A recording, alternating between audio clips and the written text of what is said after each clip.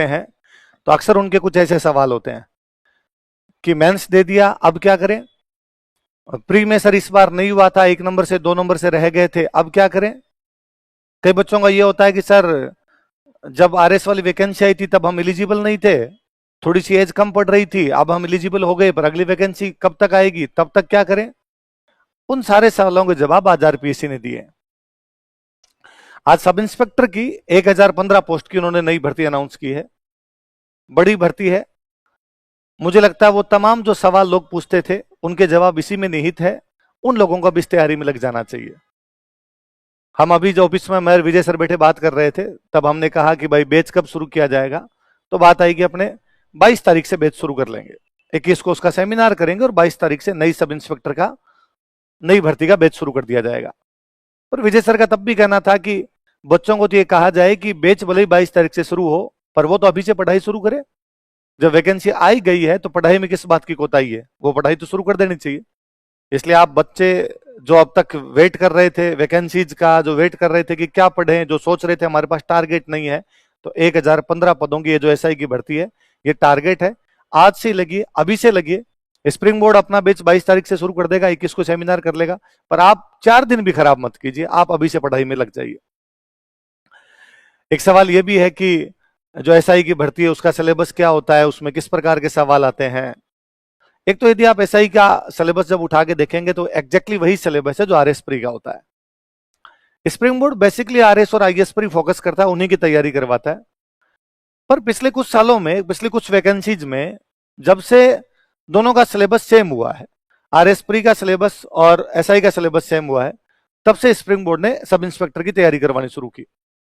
क्योंकि देखा गया कि ज्यादातर उन्हीं बच्चों के सिलेक्शन हो रहे हैं जो आरएस की तैयारी कर रहे थे, क्योंकि पेपर थोड़ा डेप्थ में आता है, वो बच्चे डेप्थ में पढ़े होते हैं, या पेपर डेप्थ में ना भी आता हो तो भी वो बच्चा जिसने आरएस की तैयारी कर रखी थी उसकी तैयारी पहले से थोड़ी ठीक होती है, वो उन्हीं अनुभवी टीचर्स द्वारा पढ़ता है जो आरएस की तैयारी करवा रहे होते हैं, भले ही वो सब इंस्पेक्टर के बैच में आता हो, तो उसकी तैयारी का लेवल थोड़ा सा बढ़ जाता है, तो उन बच्चों के सिलेक्शन ज्यादा होते हैं। तो फिर हमने सोचा कि भाई क्यों ना एसआई का बैच भी बनाया जाए, तो पिछली कुछ वैकेंसीज से एसआई के बैच बनाए जाते हैं। और यदि आप पिछली कुछ वैकेंसीज के रिजल्ट भी उठा के देखेंगे तो स्प्रिंग बोर्ड के खूब सारे स्टूडेंट्स होते हैं। हालांकि अब इतने सारे स्टूडेंट्स होते हैं कि एसआई का तो कभी अपने अलग से रिजल्ट भी जारी नहीं करते, पर आपके एसआई लगे हुए लोग होंगे, यदि आप उनसे पूछेंगे तो ये तमाम बातें भी आपको पता चलेगी। आज वाली वैकेंसीज में एक चीज और जोरदार, कई बार किसी वैकेंसी में देखा जाता है कि उसमें एपी की पोस्ट कम होती है। एपी मतलब आर्म्ड पुलिस, जो बेसिक पुलिस जिसको थानेदार बोलते हैं अपने, वो पोस्ट कम होती है। आज आप देखोगे तो 1015 पोस्ट में से 925 पोस्ट है वो एपी की है। बाकी वाली जो पोस्ट है वो जरूर उन्होंने आरएस की और आरएसी की और प्लाटून कमांडर की नंबर पोस्ट दे रखी है, बाकी ज्यादातर जो पोस्ट है एपी की दे रखी है। तो एक अच्छी अपॉर्चुनिटी है आपके पास में। एसआई का जलवा क्या होता है ये मेरे को लगता है मेरे से ज्यादा आप जानते हो, समाज में आप भी रहते हो, तो हम चारों तरफ देखते भी हैं। बालम थानेदार अलग ही फील देता है।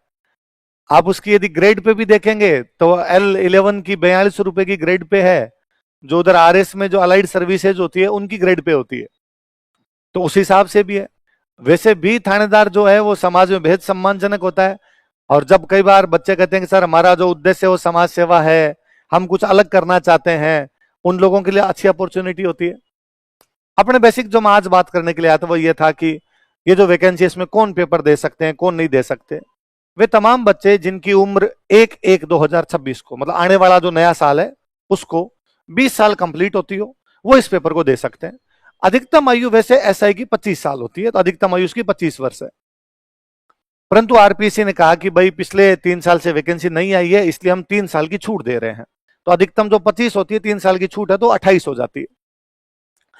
फिर सरकार अलग अलग आयु की छूट देती है अलग अलग वर्गों के लिए, कि जैसे SC, ST, OBC, MBC, EWS, इनके पुरुष और जनरल की महिलाएं, उनको 5 साल की और छूट मिल जाएगी। SC, ST, OBC, MBC, EWS, इनकी जो महिलाएं हैं उनको 10 साल की और छूट मिल जाएगी, वो एक्स्ट्रा है। 25 आपकी एज होती है, अधिकतम आयु होती है, 3 साल और जोड़ लो आप उसके अंदर, वो सरकार दे रही है आपको। फिर जो आपके अलग अलग वर्ग को मिलती है और हो जाती है। एक्स आर्मी वाले जो होते हैं, फौज साहब खूब सारे एग्जाम देते हैं, फौज साहब को लगता है वर्दी से आए वापस वर्दी में चले जाएं तो इससे अच्छा और क्या हो सकता है। उस एक्सपीरियंस का फायदा भी मिलता है, समाज को मिलता है, सरकार को मिलता है, फौज साहब को काम किया हुआ होता है तो उनके भी ठीक रहता है। आपकी जो आयु है वो अधिकतम 40 साल है, छूट वाला आपके भी उधर 3 साल वाला उधर लागू हो जाता है। राज्य सरकार के जो कर्मचारी होते हैं उनको 3 साल की छूट दी जाती है, और यदि कोई पुलिस में थे, डेथ हो गई उनकी, उनके जो आश्रित हैं, उनके जो बच्चे हैं, उनको 3 साल की छूट दी जाती है। ये बेसिक इसका आयु वाला क्राइटेरिया। आप यदि उसको पूरे को पढ़ोगे, मेरे पीछे इसमें लगा हुआ भी है, यदि आप उसको पूरे को पढ़ोगे तो आपको और वो चीजें मिल जाएगी कि उसके अंदर क्या क्या दिया हुआ है। पर मोटा मोटा जो मैंने बताया वो ये है। कई बार बच्चे आते हैं कि सर कौन सी क्लास में एग्जाम दे सकते हैं। वे बच्चे जो बीए फाइनल के अंदर पढ़ रहे हो वो इस एग्जाम को दे सकते हैं, जिन्होंने बीए कर ली हो, बीए कंप्लीट हो गई, वो इस एग्जाम को दे सकते हैं। पर फाइनल वालों के लिए आरपीसी ने कहा भाई शर्त है, जिस दिन हम इंटरव्यू शुरू करेंगे, मतलब इंटरव्यू का पहला दिन होगा, तुम्हारा इंटरव्यू का उससे कोई मतलब नहीं है। जिस दिन इंटरव्यू का पहला दिन है उस दिन आपकी बीए के रिजल्ट आ जाना चाहिए, आपके पास डिग्री होनी चाहिए, आपके हो जाना चाहिए, कंप्लीट हो जाना चाहिए बीए, वो इसको दे सकते हैं। कुल मिला के मोटा मोटा जो हम कहते हैं वो ये है कि यदि आप बीए फाइनल के अंदर है या आपकी बीए कंप्लीट हो चुकी है तो इस एग्जाम को दे सकते हैं। अपने क्या करेंगे इसमें, मैं ये भी बता दूं कि अपने 22 तारीख को जो बैच शुरू करेंगे, बेसिकली 3 लेवल होते हैं इस पेपर के। पहले रिटन होता है, फिर फिजिकल होता है, फिर इसका इंटरव्यू होता है। अभी हम रिटर्न की जब तैयारी शुरू करते हैं तो रिटर्न में इसमें बेसिकली 2 पेपर आते हैं। एक आता है इसमें जीके का पेपर, एक आता है इसमें हिंदी का पेपर। जीके का जो पेपर होता है वो डिट्टो वही प्री का जो सिलेबस आरएस प्री का होता है वो का वो सिलेबस होता है। बेसिक जो मुख्य 5 सब्जेक्ट होते हैं, हिस्ट्री, पॉलिटी, इकोनॉमी, ज्योग्राफी और साइंस, इन सब का राजस्थान का पोर्शन, करंट और इकोनॉमिक सर्वे। आप देख भी रहे होंगे कि स्प्रिंग बोर्ड के यदि ऑनलाइन चैनल पर आप जाके देखेंगे, जिस पर आप अभी मुझे देख रहे हैं, तो उस पर करंट और इकोनॉमिक सर्वे क्लासें आपको डेली मिल भी जाएगी, उस पर डेली हमारी क्लासें होती भी है। ये उसका बेसिक सब्जेक्ट है जो आता है। एक उसमें हिंदी का पेपर होता है, दोनों पेपर ऑब्जेक्टिव होते हैं। हिंदी के पेपर में वही ग्रामर जो पोर्शन होता है वो सारा आता है। वही आरएस वाला वापस जो मेंस में होता है, उसमें वो जो विश्लेषण करने वाला पार्ट है वो छोड़ दिया जाए कि उसमें ऐसे आते हैं, उसमें कोई पल्लवन आता है, उसमें संक्षिप्तीकरण आता है, वो यदि छोड़ दिए जाए तो वो वाला बाकी पोर्शन इसमें भी है। कुछ एक टॉपिक अलग है जो आरएस वाले से इधर अलग जोड़ दिए गए हैं, पर होते दोनों ऑब्जेक्टिव है, दोनों ऑब्जेक्टिव पेपर होते हैं। 200-200 नंबर के दोनों ऑब्जेक्टिव पेपर होते हैं। आरपीसी कहती है आपको दोनों अलग अलग पास करने जरूरी है भाई साहब, दोनों में अलग अलग 36% आने चाहिए, और जो एग्रीगेट परसेंट होते हैं आपके, वो एग्रीगेट परसेंट इसमें 40 हो जाने चाहिए, कि दोनों में अलग अलग तो 36% आए, हिंदी वाले पेपर में अलग और जीके वाले पेपर में अलग, और एग्रीगेट आपके 40% हो जाए। एससी एसटी को इसमें 5 अंकों की छूट दी जाती है। उसके बाद आपका फिजिकल होता है। फिजिकल 100 नंबर का होता है, 50 नंबर लाने ही होते हैं उसके अंदर। 3 गुना लोग वो फिजिकल के बाद में पास करते हैं इंटरव्यू के लिए। वो जो 3 गुना लोग करते हैं उसके अंदर एससी एसटी अपवाद है, उसमें 3 गुना वाले रूल को फॉलो नहीं करते, बाकी सब जगह रूल फॉलो किया जाता है। इंटरव्यू जो होता है वो आपका 50 नंबर का होता है, उसमें भी इन्होंने कहा कि 36% नंबर लाने जरूरी है आपको इंटरव्यू के अंदर भी, पर उन्होंने कहा कि दोनों मिला के, इंटरव्यू और रिटर्न दोनों मिला के जो है वो एग्रीगेट आपके 45% होने चाहिए। वहां पर भी इस प्रकार की छूट दे दी जाती है कि जो आपके महिलाओं को है उनको छूट दे दी जाएगी, तो वो सेक्शन वाली उसके अंदर भी छूट मिल जाती है कि महिलाओं को इंटरव्यू के अंदर कह दिया गया कि 36 नहीं आप 30% ला सकते हो, एग्रीगेट के अंदर भी 45 नहीं है 40% हो सकते हो, पर महिलाओं में भी कहा गया जनरल महिलाएं नहीं, बाकी वाली महिलाएं। ये इसका क्राइटेरिया। अपने बेसिक तैयारी शुरू की जाए तो अभी तो अपने जीके पढ़ा जाए और हिंदी पढ़ी जाए। अपने जब बैच भी शुरू होगा 22 तारीख को तो दोनों चीजें शुरू करेंगे, उसमें जीके भी शुरू करेंगे और हिंदी भी शुरू करेंगे। अपने उसमें यह भी रहेगा कि टेस्ट सीरीज तो अभी वैसे तो चल रही थी, अभी प्री की और एसआई की चल रही थी, पर इसको नए सिरे से भी शुरू करेंगे और टेस्ट लिए जाएंगे, नए लिए जाएंगे। पर इस बार हमारे ये भी था एक, और हमेशा भी करते हैं, पर मैं आपको बता दूं जो नए स्टूडेंट हो, कि जैसे कोई टॉपिक समाप्त होगा, कि भाई जीके का कोई टॉपिक मान लो मैं पढ़ा रहा हूं और मैंने उसके अंदर प्रजामंडल आंदोलन पढ़ाया, तो जैसे समाप्त होता है तो प्रजामंडल आंदोलन के हाथों हाथ आपसे क्वेश्चन लिए जाएंगे ताकि आपका टॉपिक क्लियर हो जाए। सच्ची सच्ची बात तो यह है कि हम अक्सर क्लासों के अंदर बोलते हैं कि घर पे जाके बच्चों को पीवाईक्यू देखने चाहिए, प्रीवियस ईयर के क्वेश्चन पेपर देखने चाहिए, पर आप देखते कहाँ हो जी, आप नहीं देखते जाके। तो फिर हम ही प्रयास कर लें, हम ही आपके डेली वैसे पेपर बना ले और आपसे पूछ ले जाएं। हम हिंदी पढ़ रहे थे, हिंदी में हमने विलोम शब्द किए, विलोम शब्द के पेपर ले जाएं, और वो तो खूब सारे ले जाएं। हिंदी के तो मतलब अथाह टेस्ट लिए जाएंगे, इतने टेस्ट लिए जाएं कि हिंदी का जो पेपर है वो उन्हीं के अंदर से आए। खूब सारी प्रैक्टिस हो जाती है तो फिर वहां संभावना भी खूब सारी बढ़ जाती है, वहां से आ भी जाते हैं। जीके वाला पोर्शन भी हम देख लेंगे, जो पोर्शन जितना ज्यादा काम का उस पर उतनी ज्यादा प्रैक्टिस कर लेंगे हम, ताकि ज्यादा आ जाए। करंट इकोनॉमिक सर्वे के सब चीजों को मिला के जिसके जिस सेक्शन के जितने क्वेश्चन आते हैं उन पर उतना ही अपने पूरा ध्यान दे लेंगे उन पे। पहले इस रिटर्न में अच्छे नंबर लाए जाएं। फिजिकली आप फिट होने चाहिए, वो उस बात का ध्यान रख लें कि आप फिजिकली फिट हो, आपके हाइट वगैरह जो भी आप देख लें वो पूरी होनी चाहिए, वही बच्चे तैयारी में लगे। कई बार ऐसा हो कि हम यदि फिजिकल में एलिजिबल नहीं है तो फिर इधर ना देखें हम। ये भी एक देखा गया कि खूब सारे चर्चा भी चलती है, हम भी देखते हैं कि आजकल जैसे फर्स्ट ग्रेड वाले अभी एग्जाम हुए थे कि आरपीएससी जो है वो अपना पेपर का स्टैंडर्ड बढ़ाती जा रही है। वास्तव में दोनों चीज है, देखो आरपीएससी ने थोड़ा स्टैंडर्ड भी बढ़ाया है और कुछ है ना बच्चे उनको ज्यादा सीरियस ही ले जाते हैं उनको। आप यदि फर्स्ट ग्रेड वाले पेपर्स देखोगे, मैं तो टाइम नहीं मिल रहा था, बाकी एक दिन मैं सब ऑनलाइन करवाने वाला था उन पेपर्स को, आप उनको देखोगे तो आपको लगता है कि यार उन्होंने ऑप्शन जरूर बड़े बड़े भारी भारी बना दिए पर फिर भी चीजें निकलती है। जो चीजें आपकी पढ़ी हुई है वो चीजें यदि आपको उतनी आती है जितनी आपने पढ़ रखी है फिर भी उनके सबके आंसर हो जाते हैं। पर अब हम प्रयास करेंगे कि चूंकि यहां अपने टेस्ट सीरीज के अंदर लेते हैं तो थोड़ा सा अलग प्रकार के क्वेश्चन बनाते हैं। अब अपने उन्हीं प्रकार के क्वेश्चन बना लिए जाए, उसी प्रकार के क्वेश्चन बना लिए जाए जैसा कि आरपीसी पूछती है, ताकि आपकी तैयारी जो है उस तैयारी का लेवल थोड़ा सा और बढ़ जाए, तैयारी का लेवल अच्छा हो जाए। हम जिस एग्जाम को देने के लिए जा रहे हैं तो वो उसी रूप में आए जिस रूप के अंदर आरपीसी पूछती है, तो वो भी इस बार आपको तैयार करके रखेंगे। हालांकि आरपीसी ने लिखा है कि अभी तक हमने सिलेबस डिसाइड नहीं किया, पुराने वाला माना जाए, चेंज होगा तो हम अपडेट कर देंगे, पर मुख्यतः यही रहता है, कोई 2-4 टॉपिक ऊपर नीचे होते हैं। इसलिए कोई बच्चा इस चक्कर के अंदर पढ़ाई ना खराब करे कि सिलेबस आएगा तब मैं पढ़ना शुरू करूंगा, वो आज ही पढ़ना शुरू कर दे। सर आज ही क्या पढ़ूं, और नहीं तो अपने विलोम शब्द याद कर ले, और नहीं तो पर्यायवाची याद कर ले, और नहीं तो कोई पुराने पेपर उठा के और पुराने पेपर के कोई टॉपिक जो तेरा पड़ा उसके क्वेश्चन कर ले कि मैं तो हिमालय के पुराने क्वेश्चन कर लूंगा कि भारत के भौतिक प्रदेश में क्या क्या क्वेश्चन पूछे हैं, फिजिकल डिवीजन में क्या क्या क्वेश्चन पूछे हैं, वो क्वेश्चन कर लूंगा। ये कर सकते हो आप। स्प्रिंग बोर्ड में एक फायदा यह भी रहता है कि चूंकि सारे स्टूडेंट इधर ही होते हैं राजस्थान के, इसलिए जब आप टेस्ट देते हैं तो उनके अंदर आपको यह पता चलता है मैं स्टैंड कहां करता हूं। सारे अच्छे बच्चे यहीं पर होते हैं, ज्यादातर बच्चे यहीं पर होते हैं, तो एक बड़ी जब वो मेरिट बनती है उस मेरिट में आपको पता चलता है कि मेरा जिन लोगों से कंपटीशन है उन लोगों के बीच में मैं कहां पर हूं। आप जो क्लास में उनके साथ बैठते हैं, टेस्ट में उनके साथ बैठते हैं, किसी बच्चे के नंबर ज्यादा आए आप जान सकते हैं उसके क्यों आए क्यों नहीं आए, उन लोगों के साथ में आपका सर्किल रहता है। आप टीचर से पूछ सकते हैं कि भाई ऐसा क्या अलग है जो मेरे में नहीं हो पा रहा है, मैं क्या कर सकता हूं, तो वो थोड़ा ठीक रहता है आपके, तो वो भी आपको फायदा होगा। अपने ये भी सोच रहे थे कि इस बार हिंदी वाला जो ग्रामर वाला पोर्शन, जो याद करने वाला पोर्शन होता है, उसको शुरुआत से ही लिया जाए और उसको खूब सारा याद किया जाए।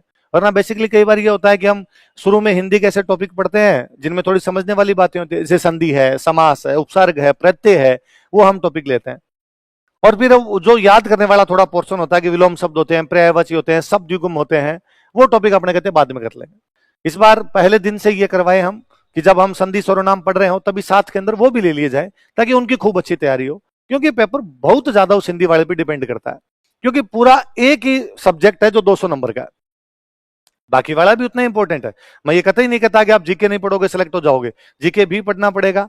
और जैसा मैंने आपको बताया कि सारे बच्चे एग्जाम देने वाले वो जिन्होंने इस बार आरएस का मेंस दे दिया, अभी उनका रिजल्ट आना बाकी है, वे बच्चे जो आरएस का इस बार प्री दे चुके और मान लो उनका प्री में नहीं हुआ, वे बच्चे जिनके फाउंडेशन के बैच कंप्लीट हो गए, किसी वजह से एग्जाम नहीं दे पाते, वे बच्चे, तो तुम्हारे सिलेबस तो कंप्लीट है सबके, तुम्हें तो केवल उस चीज को जो पढ़ रखी है उसको थोड़ा सा पॉलिश करना है, और पॉलिश करते ही वो तैयारी है।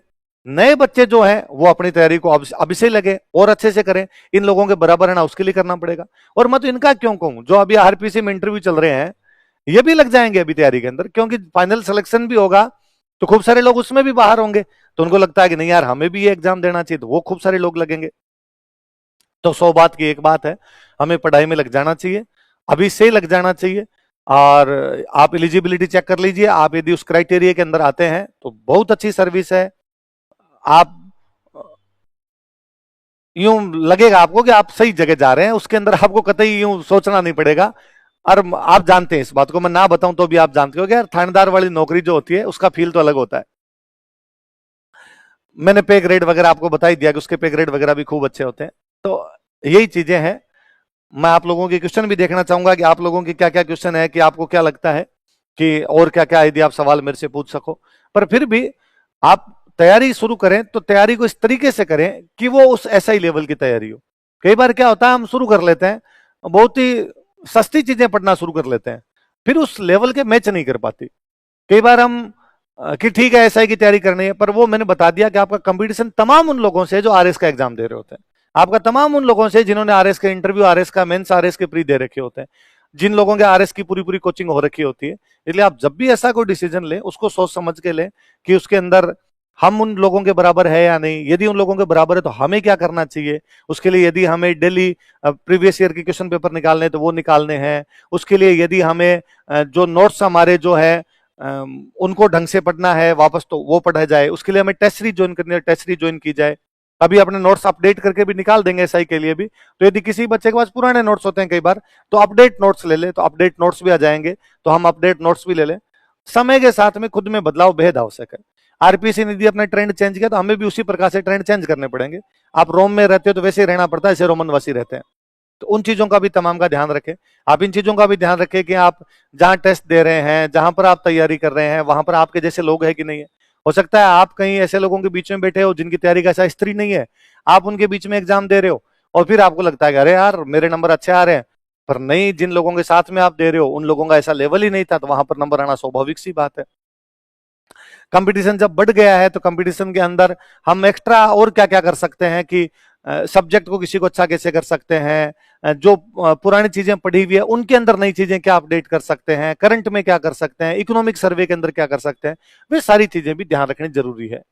तो जो बच्चे पढ़े हुए हैं, जिन बच्चों के बैच कंप्लीट हो रखे हैं, जिन बच्चों के इंटरव्यू वगैरह दिए हुए हैं, मेंस दिए हुए हैं, प्री दिया था इस बार नहीं हो पाया था किसी वजह से, या एज कम होने की वजह से प्री नहीं दे पाए थे, तुम तो पूरे तैयार हो, तुम तो आज ही उन नोट्स को उठाओ और वापस लग जाओ बिना इधर सोचे समझे।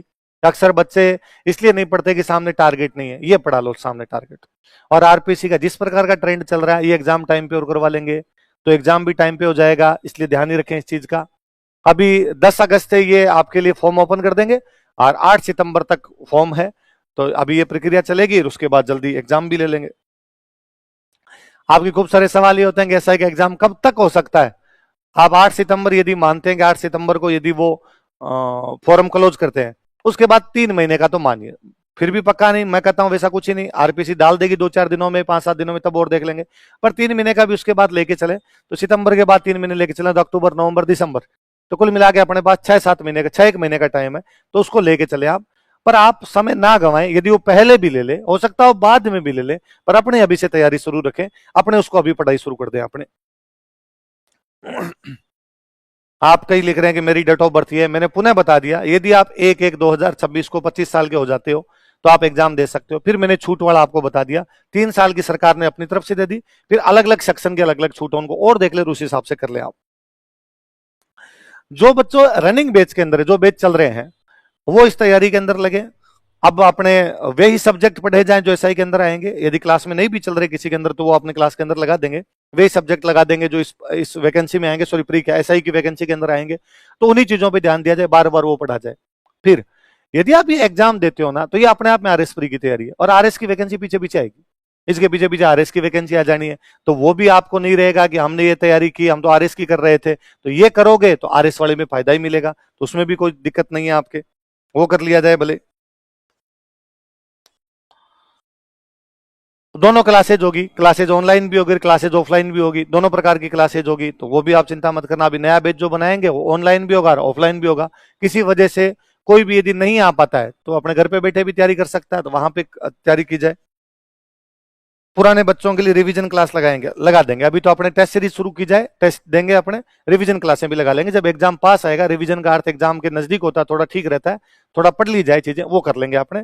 आप पुराने बच्चे हो, जैसे आप कहोगे वैसे कर लेंगे, कोचिंग आपकी है, आप जितना बताओगे, जैसा बताओगे, आपकी जिसकी तैयारी नहीं हो वो कर लेंगे। आपको लगता है हमारे हिंदी की नहीं है, हिंदी की ओर करा देंगे, हिंदी का जो कोई पुराने बच्चे हो उनको हिंदी के भी एक्स्ट्रा बात करवानी होगी तो एक्स्ट्रा करवा देंगे चीजें। पर अभी एक बार आप जो पढ़ा हुआ है उसको पढ़ना शुरू कीजिए, जो टेस्ट सीरीज शुरू की जाए उसके अनुसार टेस्ट देना शुरू कीजिए, जो उसका सिलेबस है उसमें जितनी चीजें आपने पढ़ रखी है उनमें हाथों हाथ शुरू कर दीजिए। एक्स्ट्रा जो होगी वो हम करते रहेंगे। कई बार हम ये सोच के रह जाते हैं कि एक्स्ट्रा कराएंगे तब मैं कर लूंगा, ये तो मुझे आता ही ना। और उसमें भी जो याद करने वाली चीजें उनको तो आज से ही याद करने बैठे हैं। हिंदी इस मामले में बड़ा सरल सब्जेक्ट है, हम उसको याद कर सकते हैं डेली किया जाए तो। हम क्या करते हैं, उसमें डिसिप्लिन नहीं रखते। हम ये है कि विलोम शब्द में 1 दिन में कर लूंगा, पारिभाषिक शब्दावली तो मैं 2 दिन के अंदर कर लूंगा, लास्ट में इतने सारे याद नहीं होते। डेली आपको यदि 10 विलोम शब्द आप किसी भी बुक से, मत कहता हूं जो आपको हिंदी की बुक अच्छी लगे उससे विलोम शब्द यदि उठा के देखेंगे, बुक वाले ने 300 छाप रखे हैं, पर आप देखोगे कि यार इनमें से 150 तो आते हैं मेरे को, तो बाकी 150 बचे। मैं यदि डेली के 10-10 भी करता हूं ना तो 15 दिन में कंप्लीट होता है। मैं डेली के 10-10 भी पर्यायवाची करता हूं तो महीने भर में खत्म करता हूं। तो मैं विलोम शब्द पर्यायवाची कर लेता हूं, फिर मैं शब्द युग्म कर लेता हूं, मैं वाक्यांश के लिए एक शब्द कर लेता हूं, मैं पारिभाषिक शब्दावली कर लेता हूं, मैं मुहावरे लोकोक्तियां कर लेता हूं। और सबसे अच्छा तरीका है आपका रूममेट हो उसको सुनाया जाए कि मैंने ये पढ़ लिए, तू मेरे से सुन ले, तूने जो पढ़ लिया मेरे को सुन लिया। सुन सुन के बोल बोल के याद करना सबसे अच्छा रहता है। ये श्रुति है, जितनी बार आप बोलोगे उतना ही ज्यादा याद रहेगा। पुराने पेपर निकाल लिए जाए, मॉक पेपर दे लिए जाए, खूब सारे टेस्ट सीरीज में जो पेपर होते हैं उनको घर पे लेके वापस सोल्व कर लिए जाए कि यार ये क्वेश्चन पूछते हैं, इन क्वेश्चनों में किसी भी प्रकार की मेरी गलती नहीं होनी चाहिए। तो ये चीजें। और तो क्या हो सकता है, और मुझे बताओ दे कि आप कोई क्वेश्चन भी यदि पूछना चाहते हो तो। अनुज मेरे को दे। हाँ, ऐसा ही कि न्यू नोट्स मैंने बता दिया ना, अभी अपडेट नोट्स लेके आएंगे। ओल्ड एसआई वाली टेस्ट सीरीज चल रही है, उसको दीजिए, उसमें पेपर अपने और बढ़ा लेंगे और पेपर ले लेंगे उसके अंदर अपने। टीएसपी के लिए अलग पद होते हैं ना, टीएसपी के लिए बाकायदा इन्होंने दे भी रखे हैं, टीएसपी के लिए पद है। टीएसपी एरिया के लिए शहरिया जनजाति वाले में 4 है, अनुसूचित क्षेत्र वाले के लिए 25 पद है, टीएसपी के लिए अलग से पद आते हैं, तो इन्होंने लिख भी रखे हैं अपने, तो वो भी आप देख लें अनुसूचित क्षेत्र के लिए। इंडिया जीके का कितना रोल है? खूब सारा रोल है जी, दोनों जीके का खूब सारा रोल होता है, क्योंकि राजस्थान थोड़ा सा ज्यादा पूछते हैं वो, लेकिन फिर भी इंडिया जीके भी खूब सारा पूछते हैं। तो ऐसा भी नहीं कि भाई पूरा राजस्थान जीके पूछ लेते हैं ना, इंडिया जीके भी खूब सारे क्वेश्चन आते हैं, तो दोनों पे ध्यान दिया जाए अपने। तो 100 क्वेश्चन यदि आते हैं तो राजस्थान जीके के वो यदि 30-35 क्वेश्चन पूछते हैं या 30 क्वेश्चन है, तो बाकी वाला इंडिया जीके बचता, तो इंडिया जीके पूछते हैं वो खूब सारा। तो ये भी कोई दिक्कत नहीं कि यार इंडिया जीके है कि नहीं है। और किसी प्रकार के डिलेमा में ना रहे कि आरपीसी सिलेबस डाल देगी तब हम शुरू करेंगे, या इस प्रकार का कि फॉर्म भर देंगे तब हम शुरू करेंगे, या अभी तो वैकेंसी आई है मैं थोड़े दिन में शुरू कर लूंगा। ये मोटिवेशन तो आज ही मिलना चाहिए, और मोटिवेशन अप दीपो भव है, खुद के अंदर से आता है। मैं भले कितना ही दे के चला जाऊं तो भी नहीं आना है, आप किसी अड़ोसी पड़ोसी से लोगे तो भी नहीं आना है, और बातें नहीं करनी अड़ोसी पड़ोसी से जी। अब अगले 5-6 महीने तो पूरी तरीके से खुद को पढ़ाई में झोंका जाए, मोबाइल वगैरह बंद किए जाए, घर के शादी फंक्शन वगैरह में भाग लेना बंद किया जाए, केवल पढ़ाई पढ़ाई और पढ़ाई की जाए। ग्रामीण क्षेत्र के युवा तो वैसे ही ज्यादातर आप फिजिकली फिट होते हो यार, आपको तो पूरी तरीके से लगना ही चाहिए। सारे आजकल तो शहर वाले बच्चे ही फिट ही हो रखे होते हैं, पर फिर भी गांव में तो थानेदार की वैल्यू अलग है यार, इज्जत ही अलग है। तो तैयारी शुरू की जाए, और मैंने बता दिया ये कि ये तैयारी आरएस वाली है तो उधर काम आएगी। आरएस का मेंस जिन्होंने दे रखा है, तुम्हारा तो सब कुछ ही कंप्लीट हो रखा है, तुम्हारी तो हिंदी भी पढ़ रखी है, तुमने तो ये जीके भी पढ़ रखी है। जिन्होंने हिंदी नहीं पढ़ रखी है जिन बैचों के अंदर, अपने बैचों में उनमें लगा लेंगे हिंदी, तो अब से हिंदी पढ़ना शुरू कर लीजिए। कोई बैच हो गए हो तो ऑनलाइन वगैरह उनके वापस दे देंगे, तो आपको रिवीजन भी करना हो तो उनके अंदर वापस ले लिया जाए। तो वो सुविधा भी अपने कर सकते हैं कि आप पढ़ लो, घर पे ही पढ़ लो, नहीं आना पड़े, क्लासेस वगैरह नहीं लेनी पड़े किसी को, तो तमाम चीजें कर ली जाएगी। टॉपिक वाइज क्वेश्चन वाला मैंने आपको बता ही दिया, आपको बाकायदा हर टॉपिक कंप्लीट हो तो उसके क्वेश्चन दिए जाएंगे और आपसे क्लास में करवाए जाएंगे, अभी कभी करो ये सारे के सारे। तो आपने वो हाथों हाथ पढ़ा, कितना याद रहा कितना याद नहीं रहा वो पता चलता है। फिर हर जो संडे को टेस्ट होते हैं संडे वाले टेस्ट लिए जाएंगे, तो अपने को और पता चलेगा कि नहीं हाथों हाथ तो कर गया था, 7 दिन के बाद में आता है कि नहीं आता है। पूरे पूरे टेस्ट एक साथ लिए जाएंगे तो सारी चीजें हो गई, उसके बाद याद रहता है कि नहीं रहता है। उसका भी अपना जो विस्तृत जो सिलेबस है वो डाल दिया जाएगा कि कितने लेंगे टेस्ट कितने नहीं लेंगे, वो सारी भी बता दी जाएगी। और कोई है सवाल थोड़ी बच्चों के? और रिपीट हो रहे हैं तो आप वापस सुन लें। सर बहुत सारी भर्तियां आ रखी है, आ गई है, क्या करें? ये तुम लो थानेदार वाले स्टार लगाने हो इधर, तब तो ये दिया जाए, बाकी तुम्हारी डिसीजन है कि क्या लिया जाए क्या नहीं लिया जाए।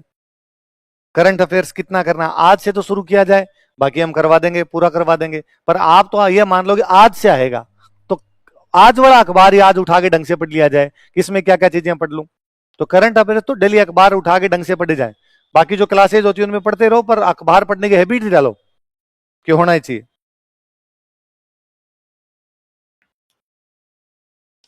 फीस वगैरह क्या रहेगी ऑनलाइन ऑफलाइन?